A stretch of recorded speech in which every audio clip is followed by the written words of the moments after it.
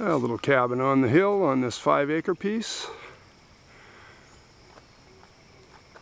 Lots of ornamental plants, bananas, beautiful views of the distant mountains. Up above here we have ornamental plants and bananas. Down below, pasture with lots of papayas growing up naturally. That's a little papaya tree, and plenty of pasture for a couple of horses.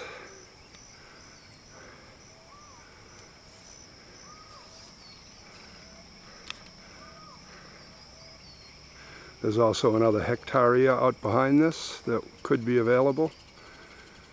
This piece of 2 hectares, 5 acres with the cabin,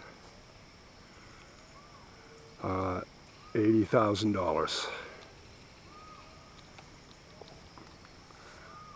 Let's look at that giant Panama tree right in the middle of the lot.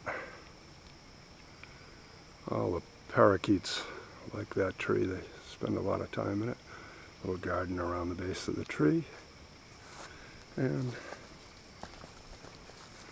the sun peeking up over the hill. Camera doesn't do much with the sun, I guess.